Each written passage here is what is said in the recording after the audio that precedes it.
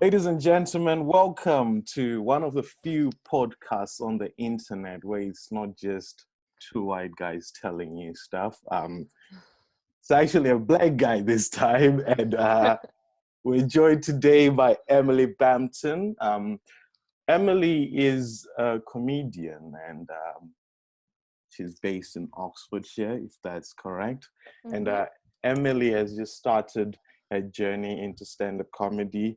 And the purpose of this episode today, what we want to do is want to just show the people that are in a similar situation, the people that are getting into comedy. We just want to give them something to think about, some inspiration material to work on, thoughts to guide them in this journey, because stand-up comedy there's not much that's known about it. And I started in Norwich and I didn't have any mentors, any sort of writing courses. It was all just discovering it as I went along. But the purpose of this podcast is to just bring about the art form to the people. We've had comedians from America, we've had features from India, Zimbabwe, all of these places, all of these circuits. We've also had people based in Britain, where me and Emily are based. And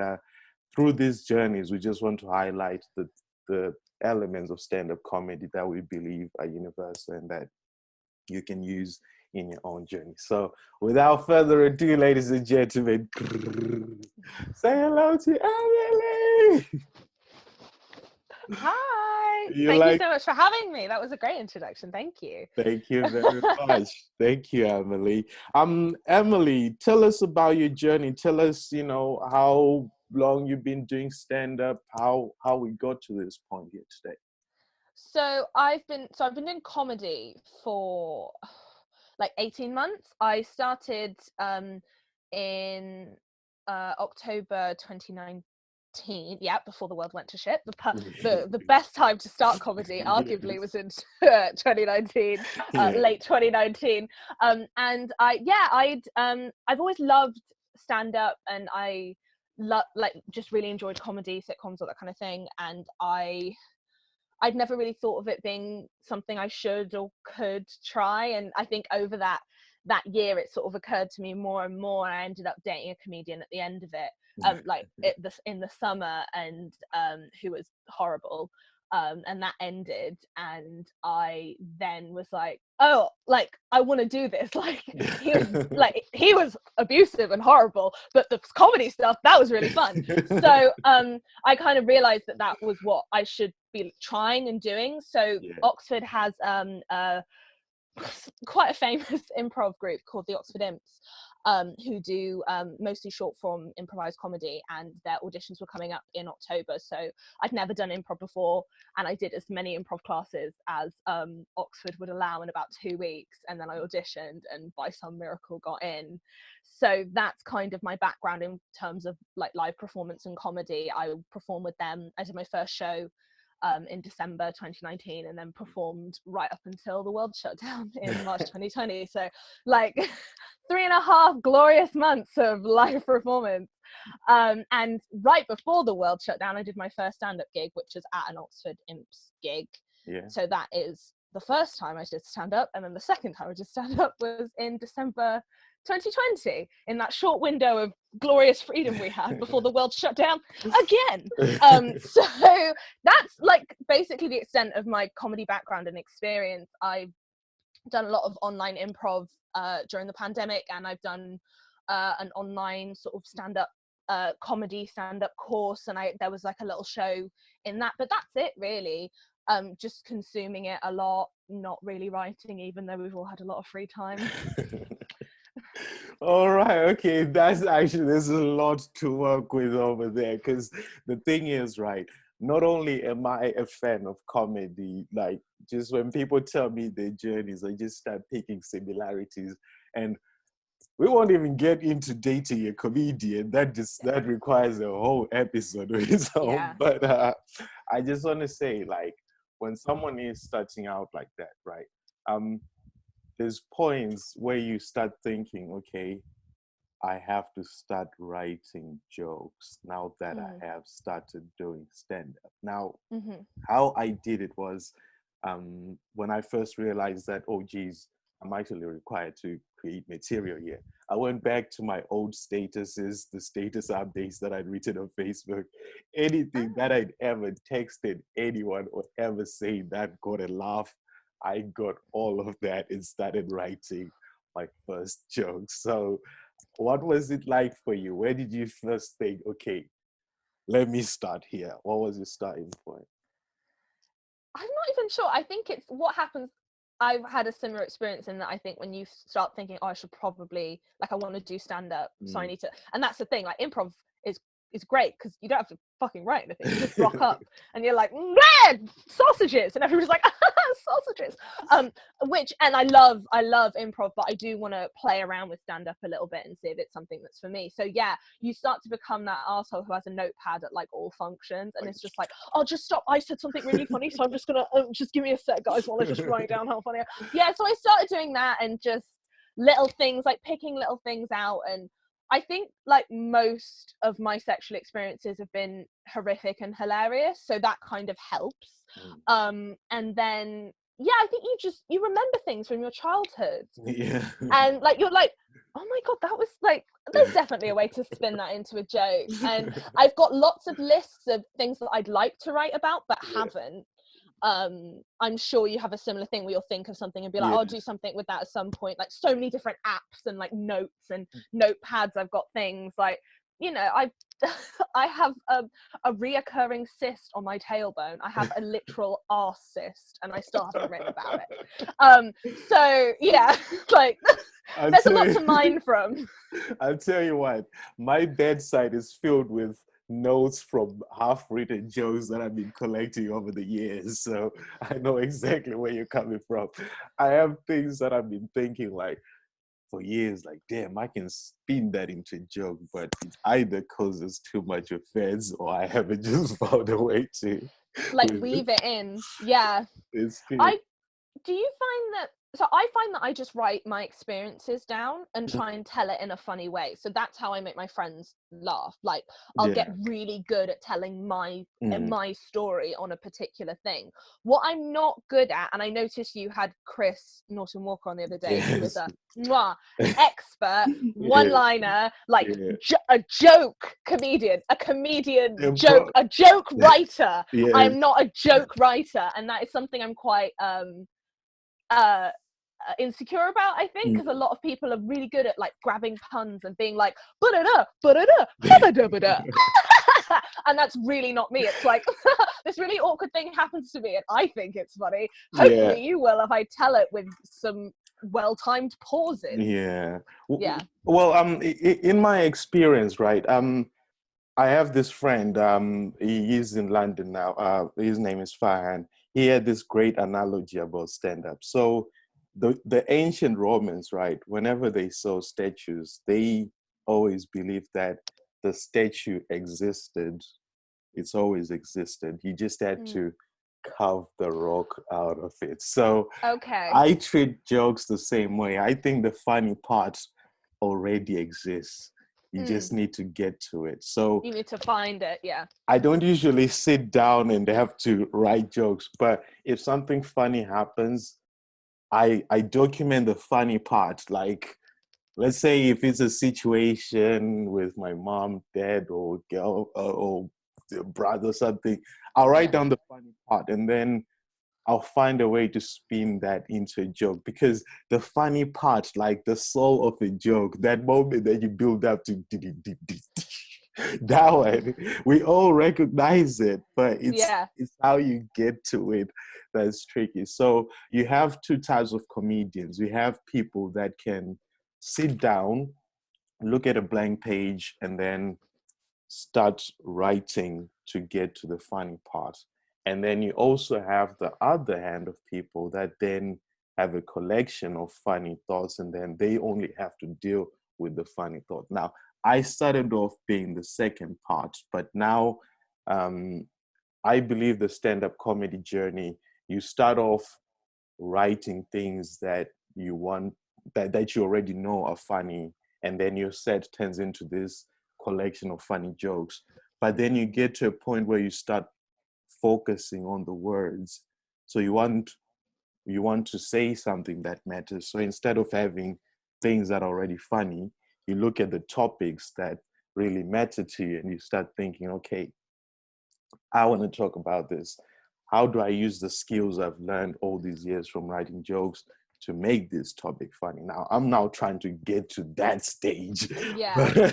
But the journey is interesting because when you first start out, I'm like, in the sense that I have to document the funny part, and then sometimes not even write the joke, just get on stage and remember the funny thing about saying and Yeah. try to get to that. But yeah, so you start off a certain way, and you get to a point where you want the jokes to start telling a story. You start wanting to talk about topics, some topics more than the others, and you then turn that into jokes. But yeah, that's really cool. Now, so from the sound of things, usually we do talk about improv on this podcast. We've spoken about a lot of the rules, not just from an American perspective, but from like a British perspective, because we've had people come on the show talk about the lessons that they've learned from improv and how this can be applied to stand-up.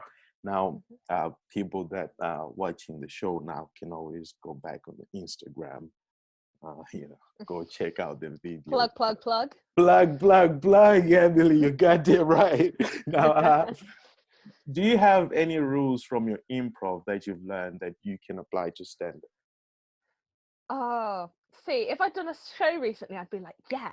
But I actually need to have a think about that. Yeah, I think improv is it's made me, I think, a bit more calm in that I know that I can be funny on stage without a script. Yeah. But I do still find it really difficult to go up without knowing exactly what I'm going to say. So both the stand-up gigs that I've done, I've known exactly what I was going to say, like every word, which is not ideal. And I want to try and fuse the improv into it. So I think just the instincts and the muscles that you get from improv, all of the improv, sort of the biggest lessons I think I've taken from improv are all quite collaborative. Like I improvise in a group.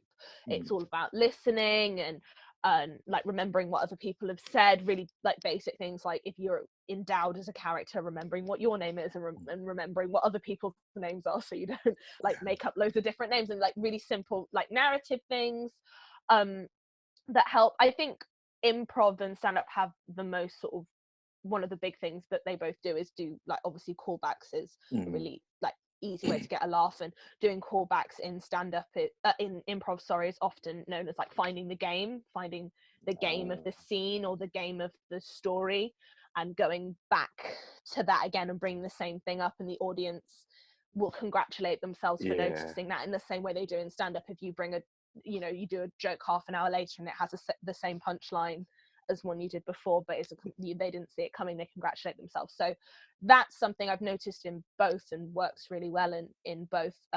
Obviously I think planning out a callback in stand-up has to be quite intentional usually, and whereas in improv it's improvised. So it's a bit different, but yeah. You highlight an interesting point there. Like my friend and I, Fan, who I've discussed a lot of comedy with, we used to say callbacks are what make people, like the listeners, it's like a reward. Like, damn, I've been paying attention. Like, oh God, that's the thing. But you also have to be very careful with them because you never want it to be predictable. You want it to be like, you didn't see that coming, that sort of thing. But yeah, that's a very interesting comment in the sense that the callback or finding the game, as you have put it, that's something that I relate to. Like sometimes when I'm emceeing, it's always good to have recurring themes.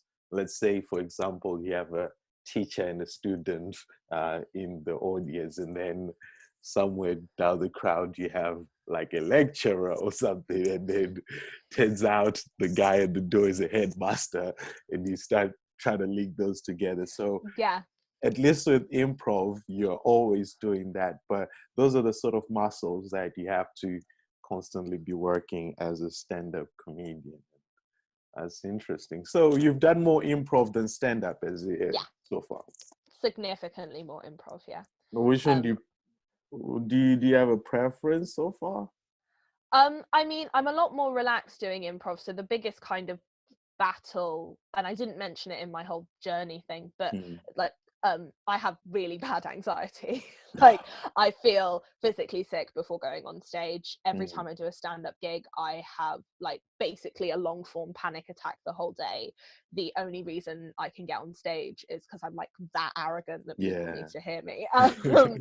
And I love it. And yeah, throughout all my training with the imps, I did like 8 weeks of training, and it was one of the best times of my life, because I met all these people, learning all these new skills, but I felt horrible the whole time. So it's like, I'm not funny and I'm so bad, and like all the like the internal voices, and like I find it very, very, very difficult. I can't remember why I brought that up and what your question was. No. But it was linking to something. It all links. I had a point. No, it's good. It all links, because the thing is, right, like with these discussions, right,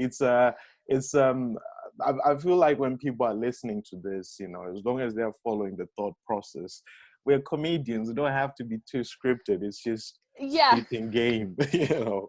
But it is good if I can remember what my point was. I have now remembered, which is that because I've done more improv, I'm a lot calmer doing improv than I am stand-up. So I've done, as I said, like done stand-up twice. Both times were 2 of the worst days of my life. Like I just felt awful all the way up until the gig. And gigs are usually in the afternoon. Damn it, why is there no brunch stand-up? Mimosas and comedy. But so improv I'm a lot calmer about.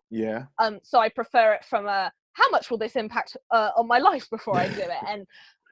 But yeah, stand-up I love, and the gratification I get from doing it is more because I'm overcoming that anxiety, more so than I have to with improv. Like the first time I did an improv gig and the first time I did a stand-up gig, the feeling of euphoria was very similar, because when you have anxiety, it's your brain telling you that you're going to die if you do something. It's that kind of, oh, there's a dinosaur in there and it's going to kill you. It's that instinct from caveman times, but being applied to social situations.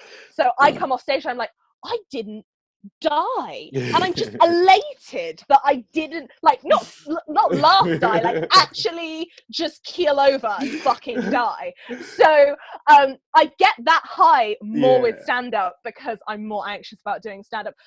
So both, all, everything, I think is the answer to your question.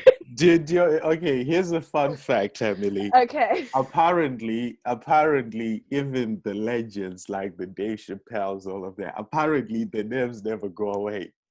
So no, but they must eventually, or else I won't be able to sustain it. well, the whole idea of surviving a gig, right?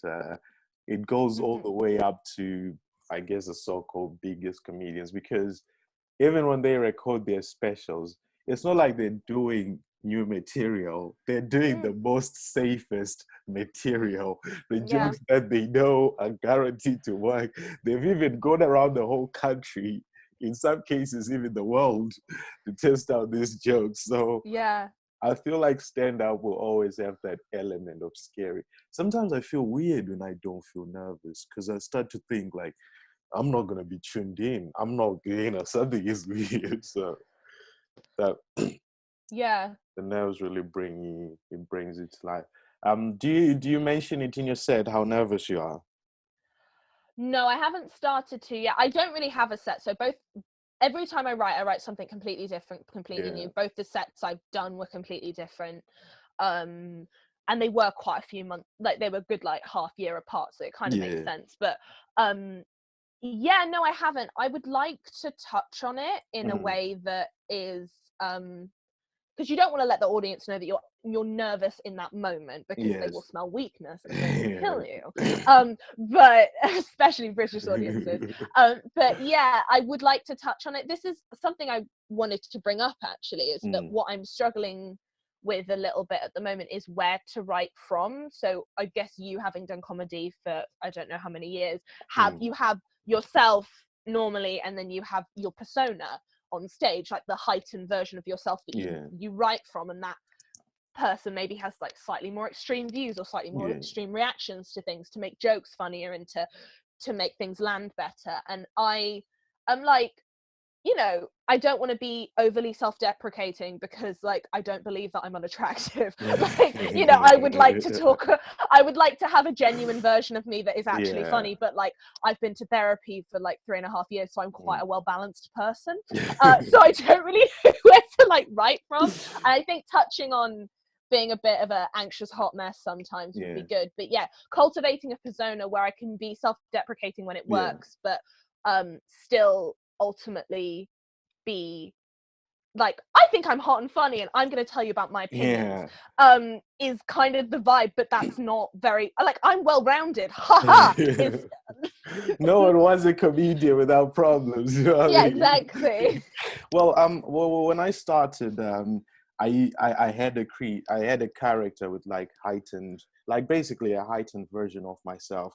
I made up a wife, I made up a kid, Oh wow. I made, I made up a background, all of these things were made up, but just because like I needed to work myself up to a joke.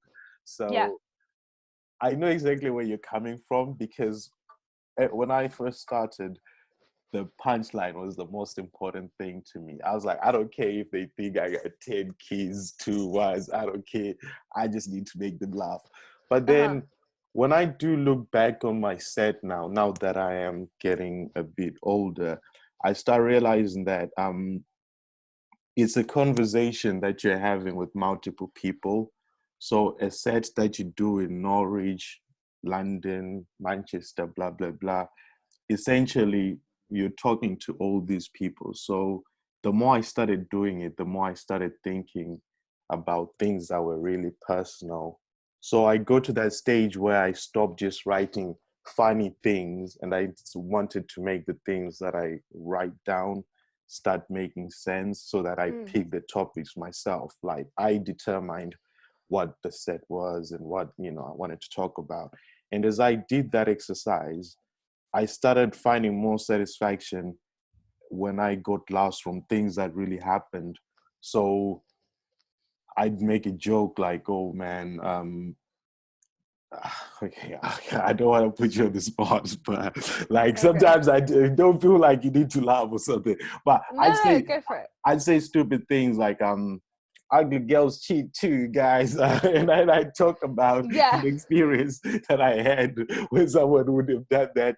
And I'm talking about, but I was more focusing on the feeling that I felt in that moment, and then bringing it to the audience, be like, guys, can you believe what I just went through? I dated this ugly girl and she cheated on me, that sort of thing. And then I make jokes like, here's how I knew I didn't really love my ex-girlfriend, because we only broke up once. I talk about how in a real relationship, I think you have to go through stages of a break.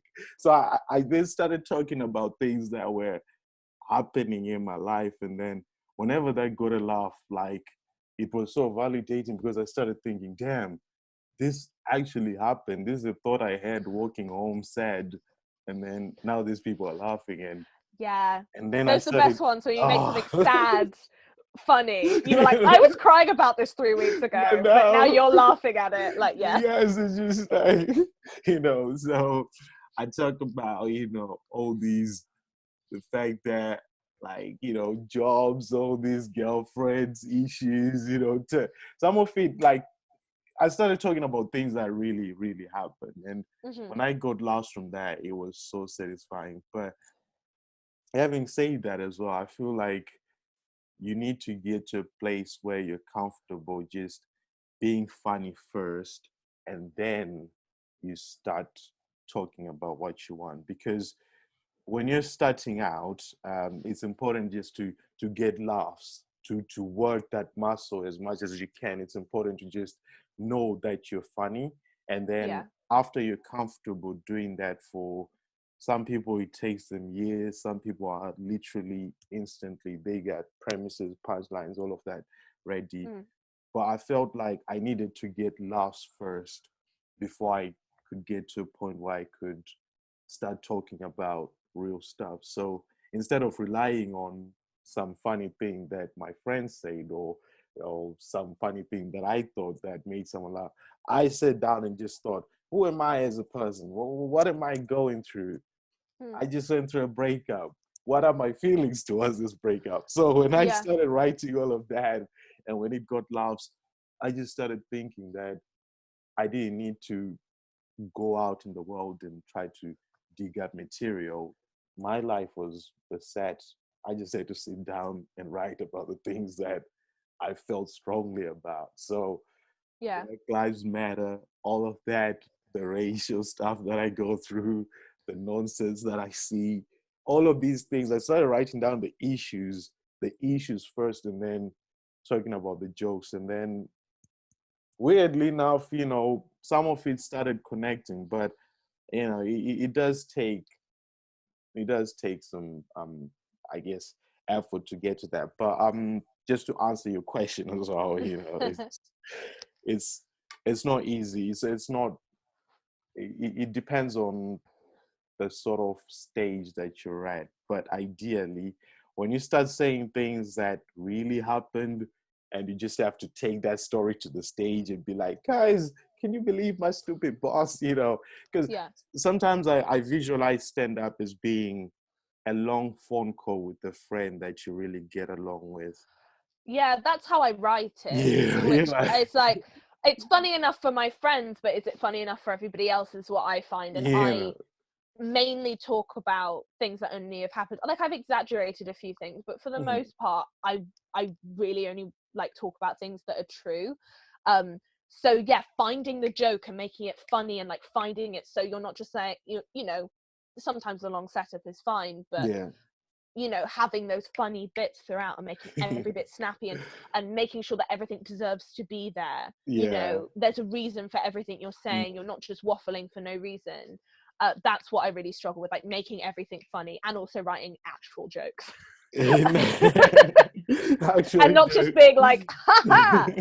Yeah. no, but I like your approach, because sometimes even just going in front of an audience and then just improvising a joke from, that's the level that I want to get at, where I make the audience shout topics at me, and then we make that joke on stage. I find that so satisfying, and then but it takes ages to get to that, and Yeah, I'm not there. I'm you not will there yet. get there eventually. I Um, think with improv, I'm happy with that, to get suggestions and do a scene. But mm. I wouldn't be happy for someone to be like, tell me a, 1, 2, 3 joke, a setup, punchline joke about dogs or something, or whatever. Like, I'm not. I I love. don't think I don't think like that. I love that, because when you do pull it off, it's so impressive. They're like, "Damn, he just did that in front of us." But I know anyway, lots of people who can. I've yeah. got, some of like the people that I work closely with in improv, and some of my closest friends, like most of my closest friends are comedians. Like, I do know people who are so good at that, and I'm just like, I don't understand how your brain works. Yeah. How cool is this? We can do this interview in years to come, and I'll be interested just to see whether you've changed.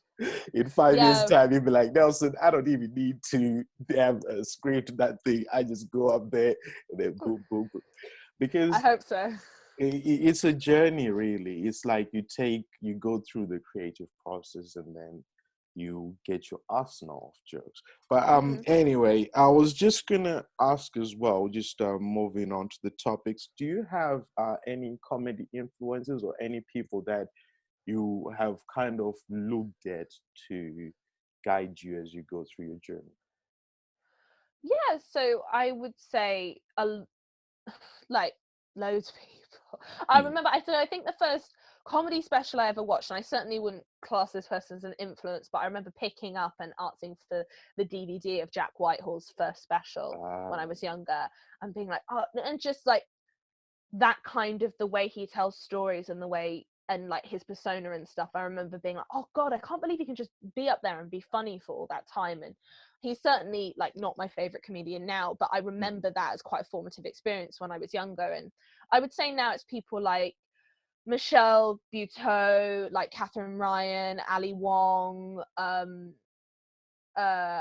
people like strong female comedians who talk about the things that they really want to talk about. And I have like a lot of serious opinions, and I want to talk about feminism and mostly just feminism. No. Like and all its different aspects. And I'd Yeah. like to find like a really funny way of talking about the fact that, like, I don't want to have sex with anybody unless they will happily call themselves a feminist. Like, I don't really want to be your friend if you like, and that isn't funny, and a lot of people would be offended by that, but it's something that I want. Those are the types of things that I want to get good enough to be able to bring up in a way where I could, have a white guy in the front row and be like, let's have this conversation, Philip.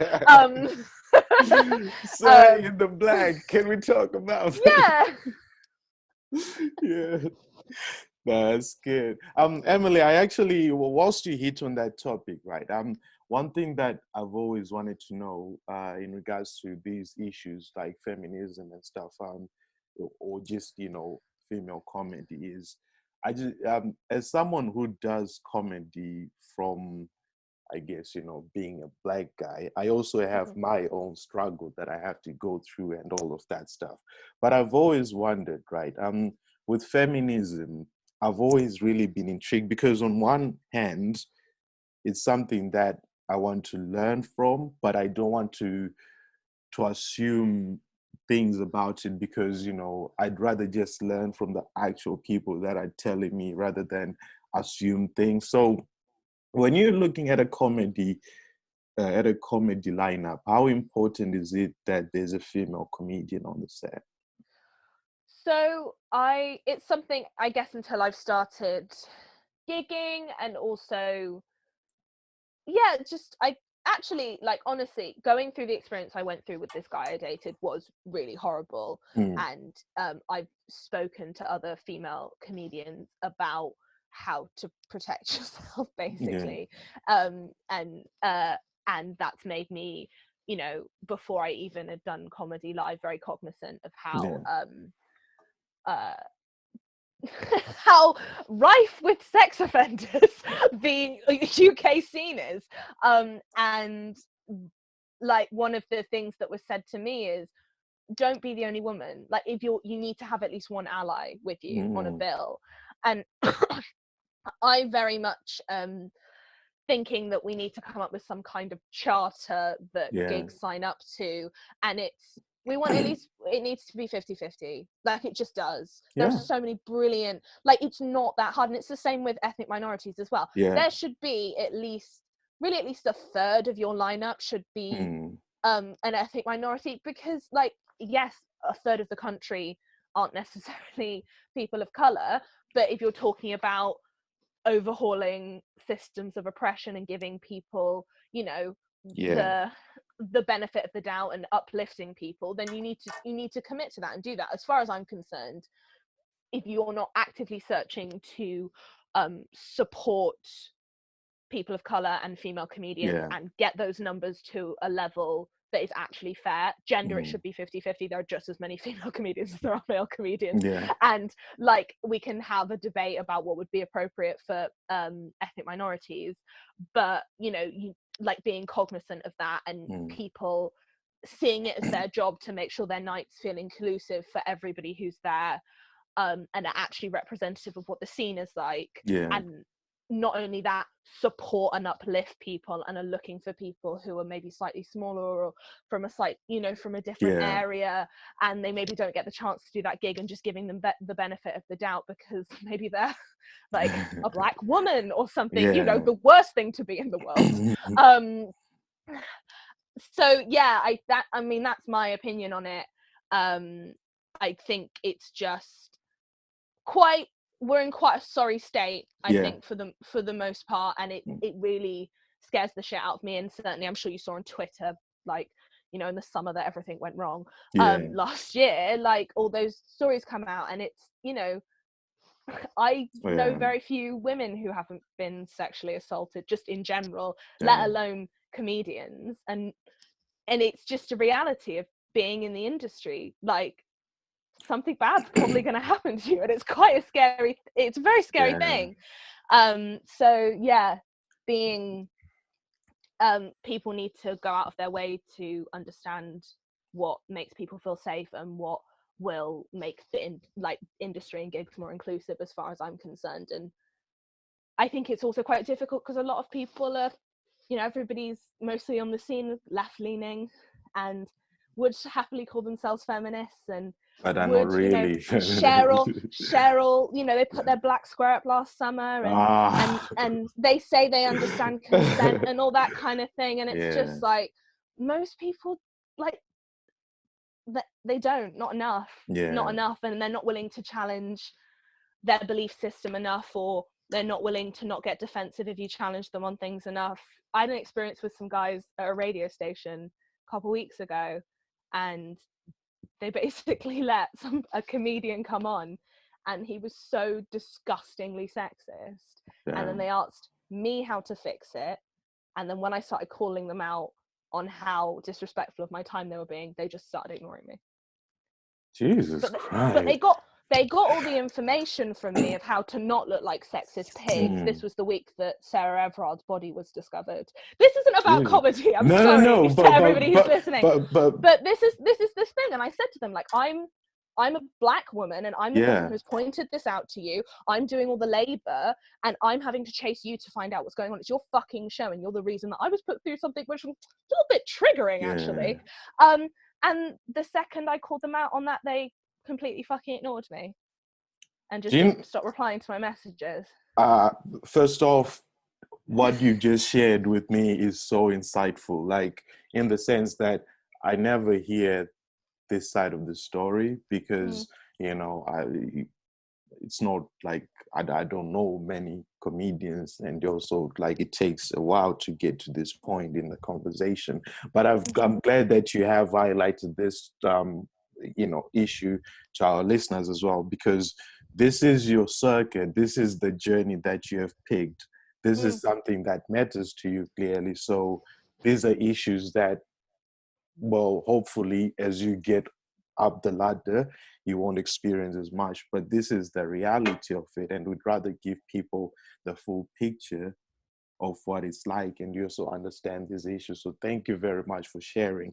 I was also going to ask, whilst you're on this topic, how do we create a safe space for comedians? Like, do you have, like, as a female comedian, this is not something that I know about, so it's just to understand from your perspective and then see what I can do. Yeah, I mean, there are lots of resources out there. I can certainly, I think it would be great. I don't know what you link to in the bio on your Instagram page, but there's a lot of people and resources that I can put you in contact with that have quite stringently laid these things out. I'm certainly no expert on all the things that you can put in place, especially around it. Like, I've never run a gig. I've been to a lot as the audience, but I haven't participated in that many. Like, the big obvious things are to, if a woman says to you that somebody has assaulted her, to keep that confidential, but also not book that person again.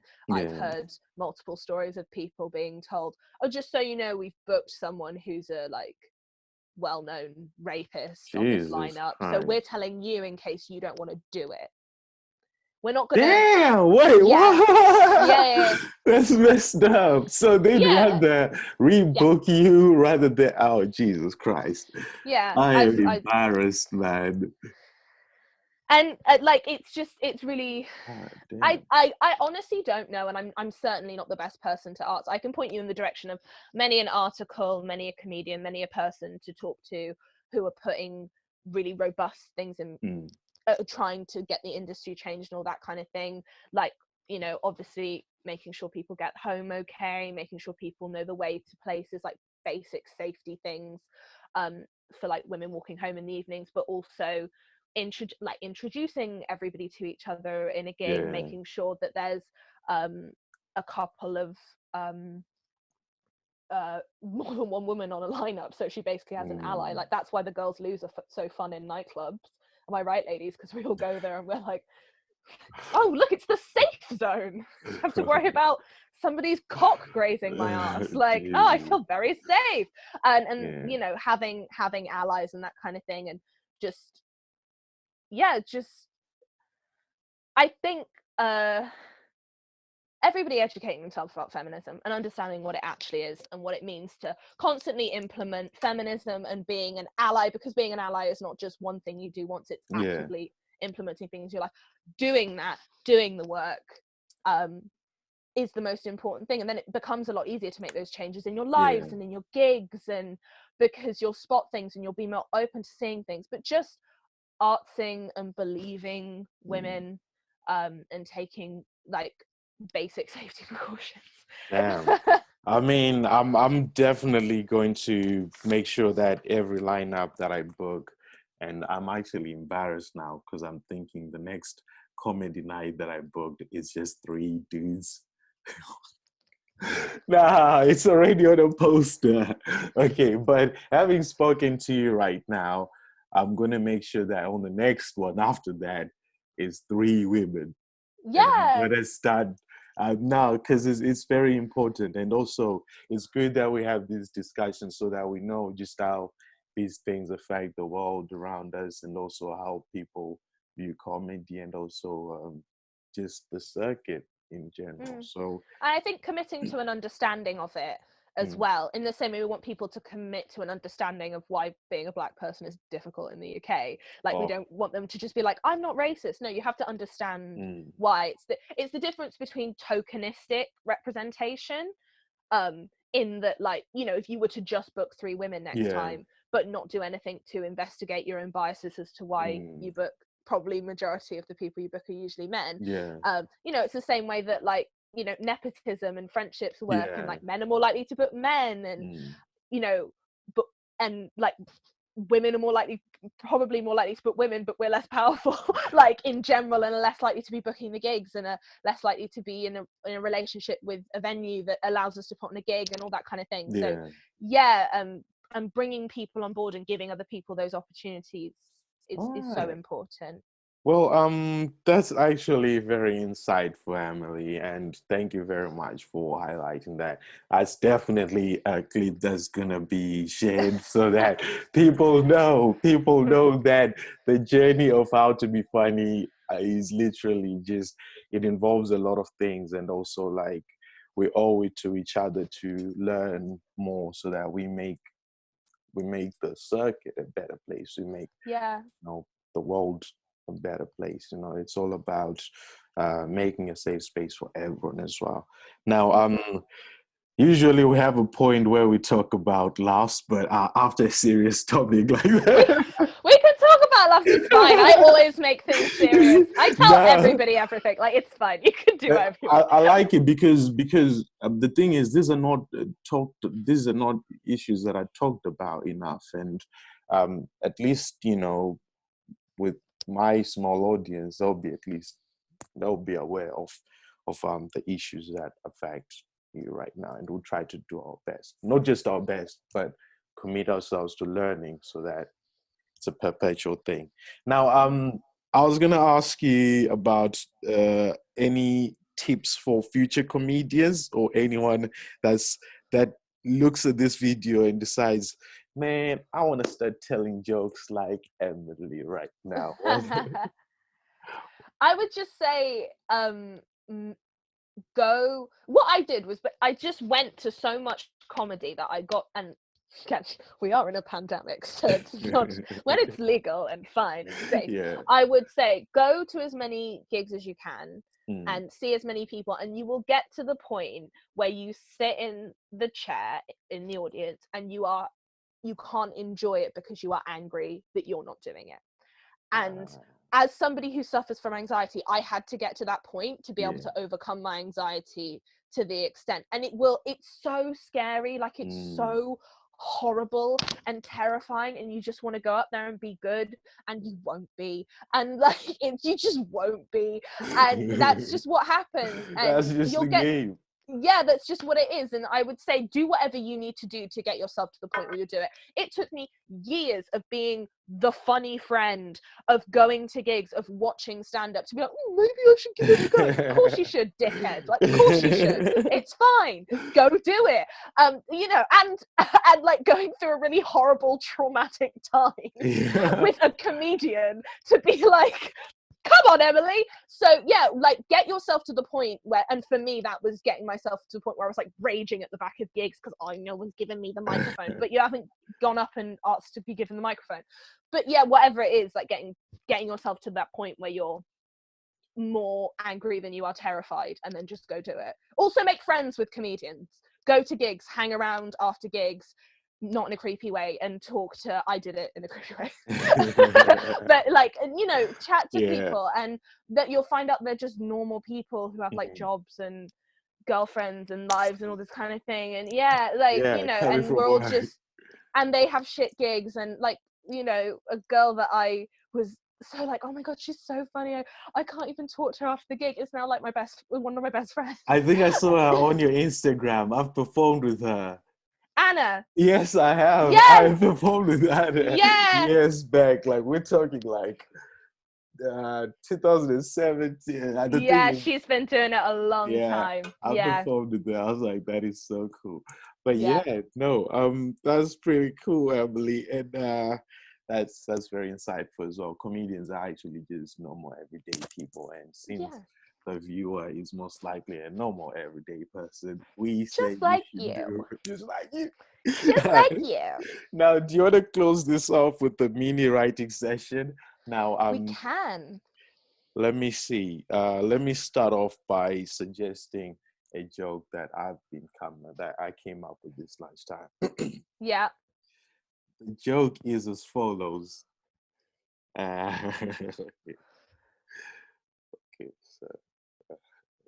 So I love my job so much that if my boss offered me a raise, not only would I turn it down, but I would file a complaint with HR over misuse of company funds. That's how dedicated. Like okay, so far it's just a premise right now. So assuming people start laughing as soon as I say the sentence, it's just a matter of reinforcing that thought. So how I write my jokes sometimes is I'll have like the sentence in itself would be the joke, and if people laugh, I just start adding extra lines. I'm like, yes, I deserve to be employee of the year. I'm just stretching it and 10 more lines. People are like, okay, no, so that's enough, man. Like, that's it. No, I like that. We're going to make our audience and our listeners suggest topics of how I can lengthen that joke right there. All right. And then, you know, so that's my bit. You are about to, okay, it's your turn. So I haven't got any, like, okay, let me have a think, because I've got a couple different things in front of me. Yeah. I kind of, again, this is the thing that I mean about persona. Yeah. I know this is meant to be a quick, snappy bit, but this is what I mean about persona. Like, I don't really know where it needs to come from. And I just kind of want to, I was thinking about openers. I just kind of want to go out on stage and be like, hi, I'm Emily, and I have high self-esteem. And I just find that really funny. And then just ask the audience who has high self-esteem and be like, you know, I went through therapy and eventually she just turned around and said, you're perfect. You're done. Get out of here.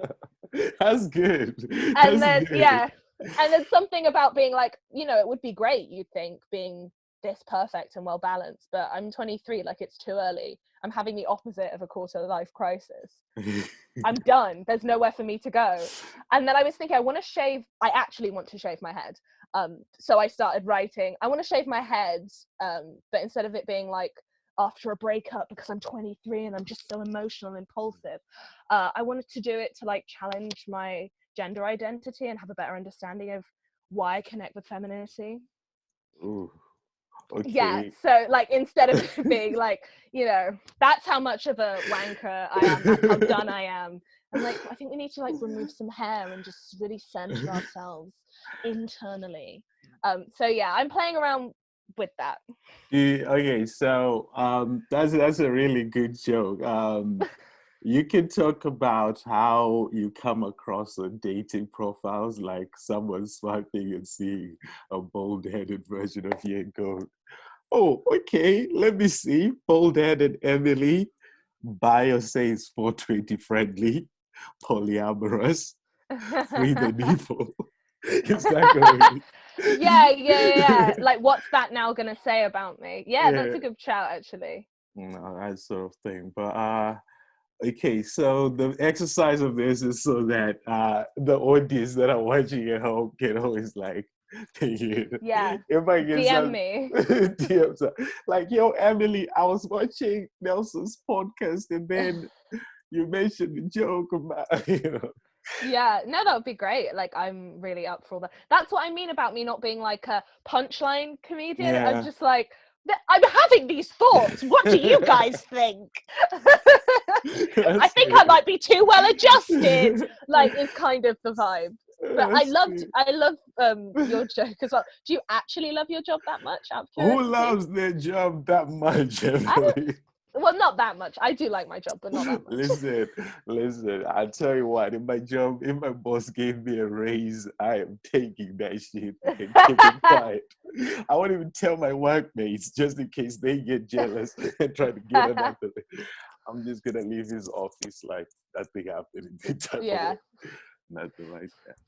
But yeah, nah, this is cool. I feel like we've had a very good session, and it always overruns in the sense that the topics that we talk about, you know, sometimes comedians are so different. Sometimes I try to stretch these things and write it down, but I always find that letting people talk and just tell their stories is always Yeah.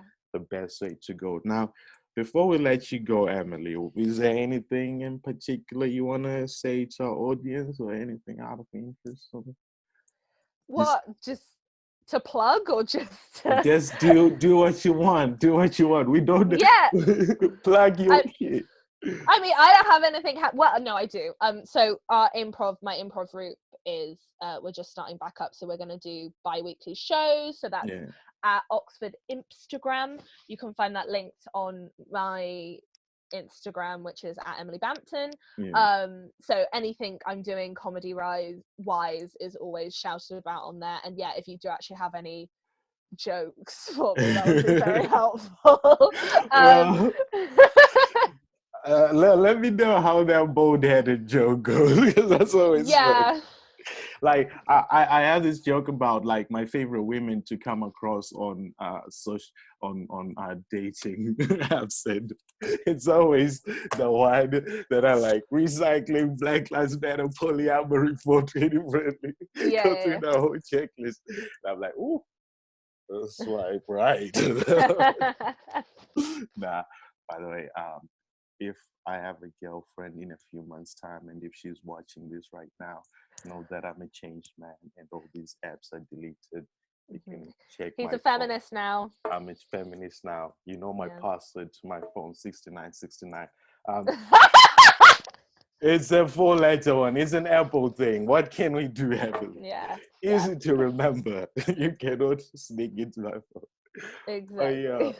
I have had so much fun recording this. Thank you very much, Emily Bampton. We'll look forward to having you back on the show, because I feel like it's interesting seeing someone at the start of the journey, and we're gonna catch up with you just to see how the journey is progressing, and if there's anything in particular that you want to add, that would be interesting. So yeah, everyone say hi, bye.